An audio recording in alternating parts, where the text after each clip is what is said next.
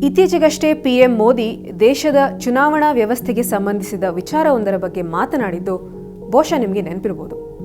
ಬಿಜೆಪಿಯ ಪ್ರಣಾಳಿಕೆ ಅಂದರೆ ಮ್ಯಾನಿಫೆಸ್ಟೋ ಅಲ್ಲಿ ಕಾಣಿಸಿಕೊಂಡಿದ್ದ ಬಿಜೆಪಿ ನಾಯಕರ ಮಾತುಗಳಲ್ಲಿ ಆಗಾಗ ಕೇಳಿ ಬರುತ್ತಿದ್ದ ಒಂದು ದೇಶ ಒಂದು ಚುನಾವಣೆ, ಒನ್ ನೇಷನ್ ಒನ್ ಎಲೆಕ್ಷನ್ ಎಂಬ ಕಲ್ಪನೆಯ ಬಗ್ಗೆ ಹಾಗೂ ಲೋಕಸಭೆ, ವಿಧಾನಸಭೆ ಮತ್ತು ಸ್ಥಳೀಯಾಡಳಿತ ಚುನಾವಣೆಗಳಿಗೆ ಒಂದೇ ಮತದಾರ ಪಟ್ಟಿ, ಕಾಮನ್ ಎಲೆಕ್ಟರಲ್ ರೋಲ್, ಇದರ ಅವಶ್ಯಕತೆಯ ಬಗ್ಗೆ ಪ್ರಧಾನಿ ಮೋದಿ ಮಾತಾಡಿದ್ರು. ವರದಿಗಳ ಪ್ರಕಾರ ಕಳೆದ 30 ವರ್ಷಗಳಲ್ಲಿ ರಾಜ್ಯ ವಿಧಾನಸಭೆ ಅಥವಾ ಲೋಕಸಭೆ ಅಥವಾ ಈ ಎರಡಕ್ಕೂ ಚುನಾವಣೆಗಳು ನಡೆಯದೆ ಒಂದೇ ಒಂದು ವರ್ಷವಿಲ್ಲ. ಇದರಿಂದಾಗಿ ಪ್ರಮುಖ ಅಭಿವೃದ್ಧಿ ಕೆಲಸಗಳು ಮತ್ತು ಹೊಸ ಯೋಜನೆಗಳಿಗೆ ಚುನಾವಣಾ ನೀತಿ ಸಂಹಿತೆ, ಮಾಡೆಲ್ ಕೋಡ್ ಆಫ್ ಕಾಂಡಕ್ಟ್ ಆಗಾಗ ಅಡ್ಡ ಬರುತ್ತಿದೆ. ಹೀಗಾಗಿ ಏಕಕಾಲದಲ್ಲಿ ನಡೆಯುವ ಚುನಾವಣೆಗಳು ಅಂದರೆ ಸೈಮಲ್ಟೇನಿಯಸ್ ಎಲೆಕ್ಷನ್ ಮತ್ತು ಕಾಮನ್ ವೋಟರ್ಸ್ ಲಿಸ್ಟ್ನಿಂದಾಗಿ ಸಾಕಷ್ಟು ಸಮಯ, ಹಣ ಮತ್ತು ಸಂಪನ್ಮೂಲಗಳನ್ನು ಉಳಿತಾಯ ಮಾಡಬಹುದು ಎಂದು ಪ್ರಧಾನಿ ಹೇಳಿದರು. ಹಾಗಾದ್ರೆ ಒಂದು ದೇಶ ಒಂದು ಚುನಾವಣೆ ಅಂದ್ರೆ ಏನು? ನಿಮಗೆ ತಿಳಿದಿರೋ ಹಾಗೆ ಸದ್ಯ ವಿಧಾನಸಭೆಗಳಿಗೆ ಮತ್ತು ಲೋಕಸಭೆಗೆ ಪ್ರತ್ಯೇಕ ಸಂದರ್ಭಗಳಲ್ಲಿ ಎಲೆಕ್ಷನ್ಗಳು ನಡೆಯುತ್ತವೆ. ಅಂದರೆ ಸರ್ಕಾರಗಳ 5 ವರ್ಷಗಳ ಅವಧಿ ಮುಗಿದ ಬಳಿಕ ಅಥವಾ ಕೆಲವೊಂದು ಕಾರಣಗಳಿಂದ ಸರ್ಕಾರಗಳು ಪತನವಾದರೆ ಚುನಾವಣೆ ನಡೆಯುತ್ತೆ. ಆದರೆ ಒಂದು ದೇಶ ಒಂದು ಚುನಾವಣೆ ಜಾರಿಯಾದರೆ ಎಲ್ಲಾ ರಾಜ್ಯಗಳಿಗೆ ಮತ್ತು ಲೋಕಸಭೆಗೆ ಏಕಕಾಲದಲ್ಲಿ ಚುನಾವಣೆ ನಡೆಯುತ್ತೆ. ಈ ವ್ಯವಸ್ಥೆಯನ್ನು ಜಾರಿಗೆ ತರಲು ಸದ್ಯದ ಭಾರತದ ಎಲೆಕ್ಷನ್ ಸೈಕಲ್ನಲ್ಲಿ ಮಹತ್ವದ ಬದಲಾವಣೆಗಳನ್ನು ಮಾಡಬೇಕಾಗುತ್ತೆ. ಒಂದು ವೇಳೆ ಈ ವ್ಯವಸ್ಥೆ ಜಾರಿಯಾದರೆ ಮತದಾರರು ಲೋಕಸಭೆ ಮತ್ತು ರಾಜ್ಯಗಳ ವಿಧಾನಸಭೆಗಳಿಗೆ ಅಭ್ಯರ್ಥಿಗಳನ್ನು ಆಯ್ಕೆ ಮಾಡಲು ಒಂದೇ ದಿನ, ಒಂದೇ ಸಮಯಕ್ಕೆ ಮತ ಚಲಾಯಿಸುವಂತಾಗುತ್ತದೆ. ಈ ಪ್ರಸ್ತಾವ ಮೊದಲಿಗೆ ಮುಂದಿಟ್ಟದ್ದು ಬಿಜೆಪಿಯೇ ಎನ್ನುವ ಪ್ರಶ್ನೆ ನಿಮ್ಮಲ್ಲಿರಬಹುದು. ಇಲ್ಲ, ಸೈಮಲ್ಟೇನಿಯಸ್ ಎಲೆಕ್ಷನ್ಗಳಿಗೆ ನಮ್ಮ ಪ್ರಜಾಪ್ರಭುತ್ವದಷ್ಟೇ ಇತಿಹಾಸವಿದೆ. ಸಂವಿಧಾನ ರಚನೆಯಾದ ಬಳಿಕ 1951ರಿಂದ 67ರವರೆಗೆ ಲೋಕಸಭೆ ಮತ್ತು ವಿಧಾನಸಭಾ ಚುನಾವಣೆಗಳು ಏಕಕಾಲಕ್ಕೆ ನಡೆಯುತ್ತಿದ್ದವು. ಆನಂತರ ಕೆಲವು ಅಸೆಂಬ್ಲಿಗಳು ತಮ್ಮ ನಿಗದಿತ ಅವಧಿ ಮುಗಿಯುವ ಮೊದಲೇ ರದ್ದಾದ ಕಾರಣ ಆ ರಾಜ್ಯಗಳಲ್ಲಿ ಚುನಾವಣೆ ಮಾಡಬೇಕಾಗಿ ಬಂತು. ಆಮೇಲಿಂದ ರಾಜ್ಯ ಮತ್ತು ರಾಷ್ಟ್ರ ಚುನಾವಣೆಗಳು ಅಸಮಕಾಲಿಕವಾಗಿ ನಡೆದು ಬಂದಿದೆ. 1983ರ ಚುನಾವಣಾ ಆಯೋಗ ಮತ್ತು 1999ರ ಕಾನೂನು ಆಯೋಗದ ವರದಿಗಳಲ್ಲಿ ಈ ವ್ಯವಸ್ಥೆಯನ್ನು ಪುನರಾರಂಭಿಸುವ ಯೋಜನೆಯನ್ನು ಪ್ರಸ್ತಾಪಿಸಲಾಗಿತ್ತು. ಇನ್ನು ಇತ್ತೀಚೆಗೆ 2014ರ ಲೋಕಸಭಾ ಚುನಾವಣೆಯ ಸಂದರ್ಭ ಸೈಮಲ್ಟೇನಿಯಸ್ ಪೋಲ್ಸ್ ನಡೆಸುವ ಭರವಸೆ ಬಿಜೆಪಿ ಮ್ಯಾನಿಫೆಸ್ಟೋ ಅಲ್ಲಿ ಸ್ಥಾನ ಪಡೆದಿತ್ತು. ಈ ಪ್ರಸ್ತಾಪವನ್ನು ಅನುಮೋದಿಸಿದ ಒಂದು ಡ್ರಾಫ್ಟ್ ರಿಪೋರ್ಟ್ ಅನ್ನು ಕೂಡ ಲಾ ಕಮಿಷನ್ 2018ರಲ್ಲಿ ಸರ್ಕಾರಕ್ಕೆ ಸಲ್ಲಿಸಿತ್ತು. ಏಕಕಾಲದಲ್ಲಿ ಚುನಾವಣೆಗಳನ್ನು ನಡೆಸುವುದಕ್ಕಾಗಿ ಸಂವಿಧಾನ ಮತ್ತು ಚುನಾವಣಾ ಕಾನೂನುಗಳಿಗೆ ತಿದ್ದುಪಡಿಗಳನ್ನು ಕೂಡ ಅದು ಶಿಫಾರಸು ಮಾಡಿತ್ತು. ಇನ್ನು 2019ರಲ್ಲಿ 17ನೇ ಲೋಕಸಭಾ ಚುನಾವಣೆಗೆ 2 ಹಂತಗಳ ಯೋಜನೆಯ ಸಲಹೆ ನೀಡಲಾಗಿತ್ತಾದರೂ ಅದು ಕಾರ್ಯಗತವಾಗಲಿಲ್ಲ. ಒಂದು ದೇಶ ಒಂದು ಚುನಾವಣೆಯ ಪರ ಮತ್ತು ವಿರೋಧ. ಪರ ಇರುವವರ ವಾದಗಳು ಹೀಗಿದೆ: ಸೈಮಲ್ಟೇನಿಯಸ್ ಎಲೆಕ್ಷನ್ನಿಂದ ಖರ್ಚು ವೆಚ್ಚಗಳು ಕಡಿಮೆಯಾಗುತ್ತದೆ ಮತ್ತು ತೆರಿಗೆದಾರರ ಕೋಟಿಗಟ್ಟಲೆ ಹಣ ಉಳಿತಾಯವಾಗುತ್ತೆ. ಯಾಕೆಂದರೆ 2017ರ ನೀತಿ ಆಯೋಗದ ವರದಿಯ ಪ್ರಕಾರ 2009ರ ಲೋಕಸಭಾ ಚುನಾವಣೆಯಿಂದ ಕೇಂದ್ರ ಸರ್ಕಾರಕ್ಕೆ 1115 ಕೋಟಿ ರೂಪಾಯಿ ವೆಚ್ಚವಾಗಿದ್ದರೆ 2014ರಲ್ಲಿ 3870 ಕೋಟಿ ರೂಪಾಯಿ ಆಗಿತ್ತು. ಅಂದರೆ 3 ಪಟ್ಟು ಹೆಚ್ಚಾಗಿತ್ತು. ಇನ್ನು 2019ರ ಲೋಕಸಭಾ ಚುನಾವಣೆ ಜಗತ್ತಿನಲ್ಲೇ ಅತ್ಯಂತ ದುಬಾರಿ ಚುನಾವಣೆ ಆಗಿದ್ದು ಅದಕ್ಕಾಗಿ ಒಟ್ಟು ವೆಚ್ಚ ಸುಮಾರು 55,000 ಕೋಟಿ ರೂಪಾಯಿ ಆಗಿತ್ತು. ಇನ್ನು 5 ವರ್ಷಗಳಿಗೊಮ್ಮೆ ಚುನಾವಣೆಗಳು ನಡೆಯುವುದರಿಂದ ರಾಜಕೀಯ ಪಕ್ಷಗಳು, ಚುನಾವಣಾ ಆಯೋಗ, ಪ್ಯಾರಾಮಿಲಿಟರಿ ಫೋರ್ಸಸ್ ಮತ್ತು ಜನರಿಗೆ ತಯಾರಿಗಾಗಿ ಹೆಚ್ಚಿನ ಸಮಯ ಲಭಿಸುತ್ತದೆ. ಆಡಳಿತ ಸಂಸ್ಥೆಗಳು ಮತ್ತು ಭದ್ರತಾ ಪಡೆಯ ಮೇಲೆ ಹೊರೆ ಕಡಿಮೆಯಾಗುತ್ತದೆ. ಚುನಾವಣೆಗಳ ಮೇಲೆಯೇ ಗಮನ ಹರಿಸುವುದನ್ನು ತಪ್ಪಿಸಿ ರಾಜಕೀಯ ಪಕ್ಷಗಳು ಆಡಳಿತದ ಕಡೆಗೆ ಗಮನ ಹರಿಸುವಂತೆ ಮಾಡುತ್ತದೆ ಮತ್ತು ಚುನಾವಣಾ ನೀತಿ ಸಂಹಿತೆಯಿಂದ ಆಗುವ ಪಾಲಿಸಿ ಪ್ಯಾರಾಲಿಸಿಸ್ ಅನ್ನು ಕಡಿಮೆಗೊಳಿಸಿ ಅಭಿವೃದ್ಧಿ ಕೆಲಸಗಳು ಸುಗಮವಾಗಿ ನಡೆಯುವಂತೆ ಮಾಡುತ್ತದೆ. ಕಾನೂನು ಆಯೋಗದ ಪ್ರಕಾರ ಮತದಾನದ ಪ್ರಮಾಣವು ಹೆಚ್ಚುತ್ತದೆ. ವಿರೋಧ ಇರುವವರ ವಾದ ಹೀಗಿದೆ: ರಿಪೀಟೆಡ್ ಎಲೆಕ್ಷನ್ಸ್ ಎಂಎಲ್ಎ ಮತ್ತು ಎಂಪಿಗಳು ತಮ್ಮ ಕೆಲಸದ ಬಗ್ಗೆ ಎಚ್ಚರದಿಂದಿರುವಂತೆ ಮಾಡುತ್ತದೆ. ಆದರೆ ಸೈಮಲ್ಟೇನಿಯಸ್ ಎಲೆಕ್ಷನ್ಸ್ ಜನರೆಡೆಗೆ ಸರ್ಕಾರಕ್ಕಿರುವ ಬದ್ಧತೆಯನ್ನು ಕಡಿಮೆಗೊಳಿಸುತ್ತದೆ.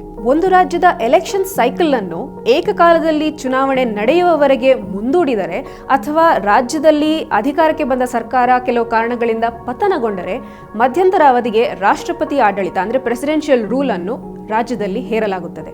ಇದರಿಂದ ಪ್ರಜಾಪ್ರಭುತ್ವ ಮತ್ತು ಸಂಯುಕ್ತತೆ ಅಂದರೆ ಫೆಡರಲಿಸಂಗೆ ಧಕ್ಕೆಯಾಗುತ್ತದೆ. ಕಳೆದ 6 ವರ್ಷಗಳಿಂದ MLA ಆಯ್ಕೆಯ ಸಂದರ್ಭ ಮತದಾರರು ಒಂದು ಪಕ್ಷವನ್ನು ಚುನಾಯಿಸಿದ್ದರೆ ಎಂಪಿಗಳ ವಿಚಾರದಲ್ಲಿ ಮತ್ತೊಂದು ಪಕ್ಷಕ್ಕೆ ಮತ ಹಾಕಿದ್ದಾರೆ. ಆಯಾ ರಾಜ್ಯಗಳ ಮತ್ತು ರಾಷ್ಟ್ರದ ಸಮಸ್ಯೆಗಳು ಬೇರೆ ಬೇರೆಯಾಗಿದ್ದು, ಏಕಕಾಲಕ್ಕೆ ನಡೆಯುವ ಚುನಾವಣೆ ಮತದಾರರನ್ನು ಗೊಂದಲದಲ್ಲಿ ಸಿಲುಕಿಸಿ ಅವರ ತೀರ್ಮಾನದ ಮೇಲೆ ಪರಿಣಾಮ ಬೀರುತ್ತದೆ. ಸ್ಥಳೀಯ ಪಕ್ಷಗಳಿಗೆ ಹೋಲಿಸಿದರೆ ಸೈಮಲ್ಟೇನಿಯಸ್ ಎಲೆಕ್ಷನ್ಗಳು ರಾಷ್ಟ್ರ ಮಟ್ಟದಲ್ಲಿ ಅಧಿಕಾರದಲ್ಲಿರುವ ಪಕ್ಷಕ್ಕೆ ಪ್ರಯೋಜನಕಾರಿಯಾಗಬಹುದು. ಇದರರ್ಥ ಸದ್ಯಕ್ಕೆ ಇತರ ಪಕ್ಷಗಳಿಗಿಂತ ಬಿಜೆಪಿಗೆ ಲಾಭ ಹೆಚ್ಚು. ಏಕಕಾಲಕ್ಕೆ ಚುನಾವಣೆ ನಡೆಯಬೇಕಾದರೆ ಸಂವಿಧಾನದ ಆರ್ಟಿಕಲ್ 83, 85, 172, 174 ಮತ್ತು 356ಗಳಿಗೆ ತಿದ್ದುಪಡಿಗಳನ್ನು ಮಾಡಬೇಕಾಗುತ್ತದೆ ಮತ್ತು 50% ರಾಜ್ಯಗಳು ಇದನ್ನು ಅಂಗೀಕರಿಸಬೇಕಾಗುತ್ತದೆ. ಇದು ತುಸು ಕಷ್ಟದ ಕೆಲಸ. ಇವೆಲ್ಲಕ್ಕಿಂತ ಹೆಚ್ಚಾಗಿ ಈ ವ್ಯವಸ್ಥೆಯಿಂದಾಗಿ ರಾಷ್ಟ್ರೀಯ ನಾಯಕರ ಪ್ರಾಬಲ್ಯ ಸ್ಥಳೀಯ ನಾಯಕರ ವರ್ಚಸ್ಸನ್ನು ಕಮ್ಮಿ ಮಾಡಬಹುದು ಎನ್ನುವ ಭಯ ವಿಪಕ್ಷಕ್ಕಿದೆ. ಇದೇ ವಿಚಾರಕ್ಕೆ ಸಂಬಂಧಿಸಿ 2019 ಜೂನ್ನಲ್ಲಿ ಪ್ರಧಾನಿ ಮೋದಿ 40 ರಾಜಕೀಯ ಪಕ್ಷಗಳ ಮುಖ್ಯಸ್ಥರನ್ನು ಚರ್ಚೆಗಾಗಿ ಆಹ್ವಾನಿಸಿದರು. ಇದರಲ್ಲಿ 21 ಪಕ್ಷಗಳು ಒನ್ ನೇಷನ್ ಒನ್ ಎಲೆಕ್ಷನ್ ಎಂಬುದು ಅಸಾಧ್ಯ, ಅಪ್ರಾಯೋಗಿಕ ಮತ್ತು ಪ್ರಜಾಪ್ರಭುತ್ವಕ್ಕೆ ಅಪಾಯಕಾರಿ ಎಂದು ಸಭೆಗೆ ಗೈರಾಗಿದ್ದವು. ಇವೆಲ್ಲವನ್ನು ಮೀರಿ ಕೇಂದ್ರ ಸರ್ಕಾರ ಏಕಕಾಲಕ್ಕೆ ಚುನಾವಣೆ ನಡೆಸಲು ಎಲ್ಲಾ ಪಕ್ಷಗಳ ಒಮ್ಮತವನ್ನು ಪಡೆದರೂ ಕೆಲವೊಂದು ಲಾಜಿಸ್ಟಿಕಲ್ ಸಮಸ್ಯೆಗಳು ಎದುರಾಗಬಹುದು. ಸದ್ಯ ಪ್ರತಿ ಪೋಲಿಂಗ್ ಸ್ಟೇಷನ್ನಲ್ಲಿ ನಿರ್ದಿಷ್ಟ ಒಂದೇ EVM ಅನ್ನು ಬಳಸಲಾಗುತ್ತದೆ. ಏಕಕಾಲಕ್ಕೆ ಚುನಾವಣೆ ನಡೆಯುವುದಾದರೆ ವಿಧಾನಸಭೆ ಮತ್ತು ಲೋಕಸಭೆ ಚುನಾವಣೆಗಳಿಗೆ ಎಲೆಕ್ಷನ್ ಕಮಿಷನ್ 2 ಮತಯಂತ್ರಗಳನ್ನು ಒದಗಿಸಬೇಕಾಗುತ್ತದೆ. ಹಾಗಾಗಿ EVM ಮತ್ತು VVPATಗಳ ಅಗತ್ಯತೆ 2 ಪಟ್ಟು ಹೆಚ್ಚಾಗುತ್ತದೆ. ಸೈಮಲ್ಟೇನಿಯಸ್ ಎಲೆಕ್ಷನ್ಗಳು ನಡೆದರೆ ಮತಗಟ್ಟೆ ಸಿಬ್ಬಂದಿ ಮತ್ತು ಇತರ ಸಂಪನ್ಮೂಲಗಳು ಹೆಚ್ಚಿನ ಸಂಖ್ಯೆಯಲ್ಲಿ ಬೇಕಾಗುತ್ತದೆ. ಭದ್ರತಾ ವ್ಯವಸ್ಥೆಯು ಉತ್ತಮವಾಗಿರಬೇಕಾಗುತ್ತದೆ ಮತ್ತು ಇದು ಸೆಕ್ಯೂರಿಟಿ ಫೋರ್ಸಸ್ ಮೇಲಿನ ಹೊರೆಯನ್ನು ಹೆಚ್ಚಿಸುತ್ತದೆ. ಚುನಾವಣೆ ನಡೆದ ನಂತರ EVMಗಳನ್ನು ಸುರಕ್ಷಿತವಾಗಿ ಸ್ಟೋರೇಜ್ ಮಾಡುವುದು ಮತ್ತೊಂದು ದೊಡ್ಡ ಸಮಸ್ಯೆ. ಈಗ PM ಮೋದಿ ಉಲ್ಲೇಖಿಸಿರುವ ಲೋಕಸಭೆ, ವಿಧಾನಸಭೆ ಮತ್ತು ಸ್ಥಳೀಯಾಡಳಿತ ಚುನಾವಣೆಗಳಿಗೆ ಒಂದೇ ಮತದಾರ ಪಟ್ಟಿ ಎನ್ನುವ ವಿಚಾರದ ಬಗ್ಗೆ ಗಮನ ಹರಿಸೋಣ. ನಮ್ಮ ದೇಶದಲ್ಲಿ 2 ಸಾಂವಿಧಾನಿಕ ಸಂಸ್ಥೆಗಳು ಚುನಾವಣೆಗಳನ್ನು ನಡೆಸುತ್ತವೆ. ಒಂದು ರಾಜ್ಯ ಚುನಾವಣಾ ಆಯೋಗ, ಸ್ಟೇಟ್ ಎಲೆಕ್ಷನ್ ಕಮಿಷನ್. ಇದು ಪಂಚಾಯತ್ ಮತ್ತು ಮುನಿಸಿಪಲ್ ಚುನಾವಣೆಗಳಿಗೆ ಮತದಾರ ಪಟ್ಟಿಯನ್ನು ಸಿದ್ಧಪಡಿಸುತ್ತದೆ. ಇನ್ನು ಎರಡನೇದು ಎಲೆಕ್ಷನ್ ಕಮಿಷನ್ ಆಫ್ ಇಂಡಿಯಾ, ಭಾರತೀಯ ಚುನಾವಣಾ ಆಯೋಗ. ಇದು ವಿಧಾನಸಭೆ ಮತ್ತು ಲೋಕಸಭೆ ಚುನಾವಣೆಗಳಿಗೆ ಮತದಾರ ಪಟ್ಟಿಯನ್ನು ಸಿದ್ಧಪಡಿಸುತ್ತದೆ. ಒಂದು ಮತದಾರ ಪಟ್ಟಿಗಾಗಿ, ಕಾಮನ್ ಎಲೆಕ್ಟ್ರಲ್ ರೋಲ್ಗಾಗಿ ಭಾರತೀಯ ಚುನಾವಣಾ ಆಯೋಗದಿಂದ ವೋಟರ್ಸ್ ಲಿಸ್ಟ್ ಅನ್ನು ಪಡೆದುಕೊಳ್ಳಲು ರಾಜ್ಯ ಚುನಾವಣಾ ಆಯೋಗಕ್ಕೆ ರಾಜ್ಯ ಸರ್ಕಾರ ಅನುಮತಿ ನೀಡಬೇಕಾಗುತ್ತದೆ. ಇದಕ್ಕಾಗಿ ಮತ್ತೊಮ್ಮೆ ಸಂವಿಧಾನದ ಆರ್ಟಿಕಲ್ 243K ಮತ್ತು 243ZA ತಿದ್ದುಪಡಿಗಳನ್ನು ಮಾಡಬೇಕಾಗುತ್ತದೆ. ಕಾಮನ್ ಎಲೆಕ್ಟ್ರಲ್ ರೋಲ್ ಸಾಕಷ್ಟು ಶ್ರಮ, ಗೊಂದಲ, ಖರ್ಚು ಮತ್ತು ಡೂಪ್ಲಿಕೇಶನ್ಗಳ ಸಮಸ್ಯೆಗಳನ್ನು ಕಡಿಮೆಗೊಳಿಸುತ್ತದೆ. ಆದರೆ ಇದರಲ್ಲಿ ಕೆಲವೊಂದು ಸವಾಲುಗಳಿವೆ. ತಮ್ಮ ಕಾನೂನುಗಳಿಗೆ ತಿದ್ದುಪಡಿ ತಂದು ಸ್ಟೇಟ್ ಎಲೆಕ್ಷನ್ ಕಮಿಷನ್ಗಳು ECIನ ವೋಟರ್ಸ್ ಲಿಸ್ಟ್ ಅನ್ನು ಪಡೆದುಕೊಳ್ಳುವಂತೆ ಮಾಡಲು ಎಲ್ಲ ರಾಜ್ಯಗಳ ಮನವೊಲಿಸಬೇಕು. ರಾಜ್ಯ ಚುನಾವಣಾ ಆಯೋಗದ ವಾರ್ಡ್ಗಳಿಗೆ ಅನ್ವಯ ಆಗುವಂತೆ ಚುನಾವಣಾ ಆಯೋಗ ಮತದಾರರ ಪಟ್ಟಿಯನ್ನು ತಯಾರಿಸಬೇಕಾದ್ದು ಇನ್ನೊಂದು ಕಷ್ಟದ ಕಾರ್ಯ. ಒಂದು ದೇಶ ಒಂದು ಚುನಾವಣೆಯ ಪರ ಇರುವವರು ಅಮೆರಿಕದ ರಾಜಕೀಯ ವ್ಯವಸ್ಥೆಯ ಉದಾಹರಣೆಯನ್ನು ನೀಡುತ್ತಾರೆ. ಭಾರತವು ಅಧ್ಯಕ್ಷೀಯ ಆಡಳಿತ ಸ್ವರೂಪವನ್ನು ಹೊಂದಬೇಕು ಎಂದವರು ಬಯಸುತ್ತಾರೆ.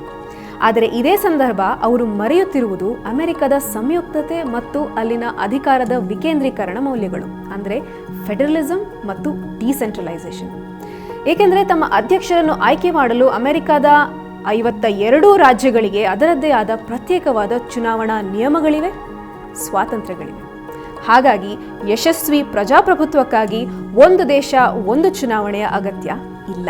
ಬಿಜೆಪಿಯು one nation one curriculum, one nation one ration, one nation one tax, one nation one common entrance examination ಈ ಯೋಜನೆಗಳನ್ನು ಎಫಿಷಿಯನ್ಸಿ ಅಂದರೆ ದಕ್ಷತೆಯ ಹೆಸರಿನಲ್ಲಿ ಸಮರ್ಥಿಸುತ್ತಲೇ ಬಂದಿದೆ.